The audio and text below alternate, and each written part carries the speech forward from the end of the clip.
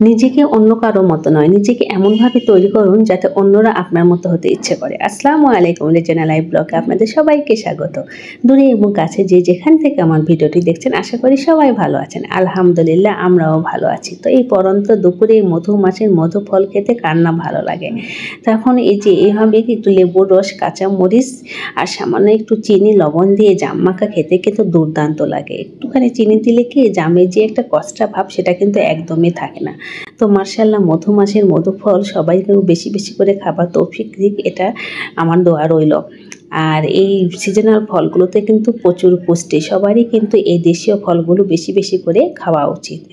তো এই পরন্ত দুপুরে কিন্তু এই যে একদম বেশি বেশি করে জামগুলো মেখে নিয়েছে, এখন পরিবারের সবাই একসঙ্গে বসে খেয়ে নেব। এতে কিন্তু অন্যরকম একটা আনন্দ, সবাই একসঙ্গে খাওয়া। যেহেতু ছুটি, অফিসও বন্ধ, তো ভাবলাম সবাই একসঙ্গে বসে খুব মজা করে জামগুলো খেয়ে নেয় আর নিজেদের মতো করে কিছুটা সময় কাটিয়ে দেই। তো মার্শাল্লাহ, খুব সুন্দর করে কিন্তু জামটা মাখিয়ে নিয়েছি। দেখতেও যেমন লোভনীয় হয়েছিল, খেতেও কিন্তু মার্শাল্লাহ অনেক অনেক বেশি মজা হয়েছিল। ছেলে মেয়ে থেকে শুরু করে সবাই কিন্তু খেয়ে অনেক বেশি মজা পেয়েছে। তো যা বলছিলাম, সংসার সাজাতে কিন্তু অনেক বেশি ফার্নিচারের প্রাচুর্য লাগে না, মনের প্রাচুর্য সবচেয়ে বড় কথা। আপনার মানসিকতার উপরে নির্ভর করে আপনি সংসারটাকে কীভাবে সাজাবেন।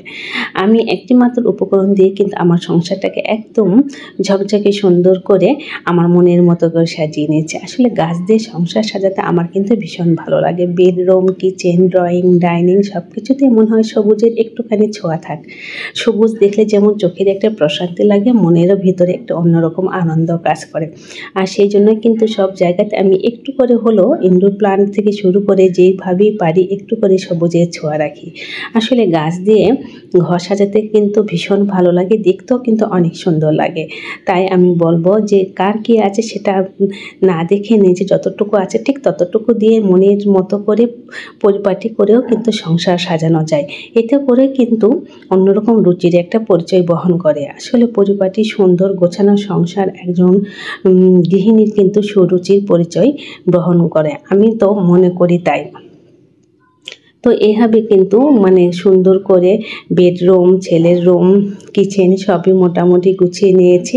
আর মার্শাল্লাহ, আমার কাছে দেখতে কিন্তু অনেক সুন্দর লাগছিল। মনে হচ্ছিল সব কিছু বুঝি একদম ঝকঝক করছে আর কি যে একটা প্রশান্তি। তারপরে এই যে আমার চলে এসেছি বেলকনিতে এসে দেখি মার্শাল্লাহ এতগুলো অপরাজিতা ফুটেছে, দেখে কিন্তু মনগুলো একদম ভরে গেল।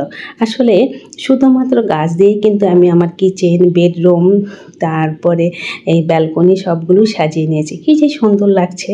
তাই বলবো যে অনেক সংসার সাজাতে শুধু দামি দামি ফার্নিচার নয়, মনের সৌন্দর্য দিয়ে, মনের মাধুরী দিয়েও কিন্তু সংসারটাকে সুন্দর করে সাজিয়ে নেওয়া যায়। আসলে এটা যে যার মানসিকতার দিক থেকে যেভাবে ভাবে বা যার যেরকম দৃষ্টিভঙ্গি সেরকম করে সে চিন্তা ভাবনা করে কিন্তু সংসারটা সাজাতে পারে। আমার ওই আফসোসটা কখনোই নেই যে দামি ফার্নিচার নেই দেখে আমি আমার সংসারটা সাজাবো না। আমার যতটুকু আছে ঠিক ততটুকু দিয়েই কিন্তু আমি নিজেকে রানীর মতো করে রাখতে বেশি পছন্দ করি। আর আমার সংসারে যতটুকু আছে এটাই আমার কাছে মার্শাল্লাহ অনেক অনেক কিছু। আমি মনে করি আমার সংসারে আমার হাজবেন্ড রাজা আর আমি রানী, এই ভালো লাগাটুকু নিয়েই থাকতে চাই।